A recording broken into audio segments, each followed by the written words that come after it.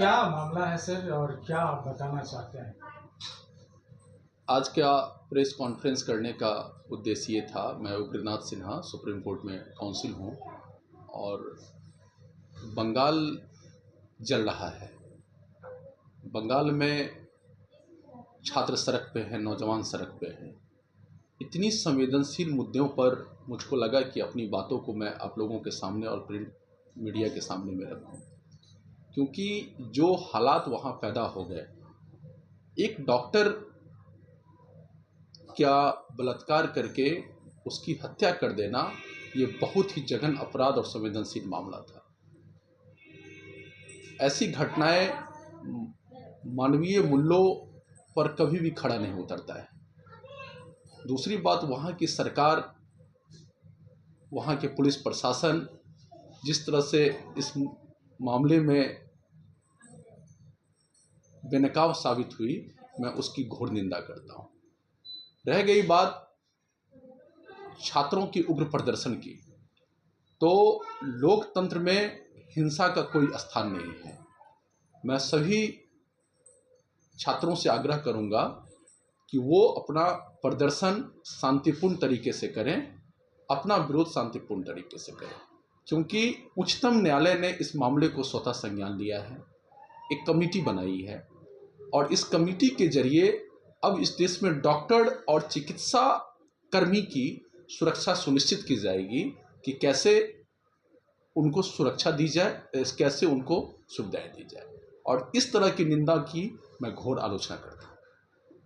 Court ने जो लिया है संज्ञान, तो आखिर अभी तक में अभियुक्त पर क्या क्या कार्रवाई होगी और कोर्ट ने क्या ये फाइनल किया है? जो देखिए, कोर्ट ने एक कमेटी बनाया है दोनों तरह से। एक तो कि डॉक्टर और चिकित्सक कर्मियों की क्या सुरक्षा सुनिश्चित किया जाए, और दूसरी बात कि सरकार के पास अब ये केस नहीं है। सीबीआई इस केस की इन्वेस्टिगेशन कर रही है, सीबीआई केस की जांच कर रही है।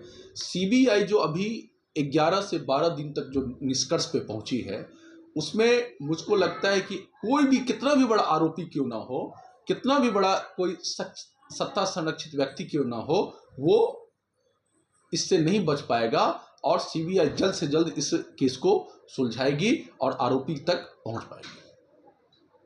कोर्ट के संज्ञान में आने के बाद जब सीबीआई ने इस पर किया और सीबीआई ने उसके काफ़ी सारे टेस्ट किए हैं, तो अभी तक वो दोषी करार होने के बाद उस पर कोई दंड का कोई प्रावधान किया अभी? देखिए, दंड का जो जहां तक प्रावधान होता है, हमारे भारत में आपराधिक न्याय के लिए एक कानून सेटल है। अगर आरोपी पकड़ा जाता है तो सबसे पहले तो वो जेल जाएगा, और सीबीआई चाहे उसमें जितने भी आरोपी क्यों ना हो, सीबीआई उसको जल्द से जल्द पकड़ेगी, क्योंकि ये हिंदुस्तान की बात है, बंगाल की बात नहीं है, पूरे हिंदुस्तान की बात है। और सुप्रीम कोर्ट भी इसको अपने हिसाब से मॉनिटरिंग कर रहा है, क्योंकि एक कमेटी भी बन चुकी है, सरकार की तरफ से भी जवाब आया है, वहाँ की सरकार भी इस पर काफ़ी संवेदनशील। आज आपको मैं बता दूं कि बंगाल के राज्यपाल भी दिल्ली में हैं और वो केंद्रीय गृह मंत्री से मिल रहे हैं, और इसमें जितनी भी निष्कर्ष होगी वो आपके सामने में निकल के सामने आएगा। आप एक एडवोकेट हैं और आप कानून व्यवस्था को भली भांति जानते हैं। सरकार के नज़र में या सरकार के तहत, कोर्ट के तहत फास्ट ट्रैक का एक निर्माण किया गया था, और फास्ट ट्रैक के तहत जिस तरह से दंड का प्रावधान है, तो क्या लगता है कि ये अभी फास्ट ट्रैक के हिसाब से होगा या फिर उसको वही आजीवन कारावास होगा या कुछ और होगा? देखिए, जहाँ तक फास्ट ट्रैक की बात है, मैं एक आंकड़ा मैं दे रहा हूँ। 1723 फास्ट ट्रैक कोर्टों का गठन होना था पूरे पश्चिम बंगाल में, लेकिन अभी मौजूदा समय में वहाँ 4 से 5 फास्ट ट्रैक कोर्ट ही काम कर रहा है।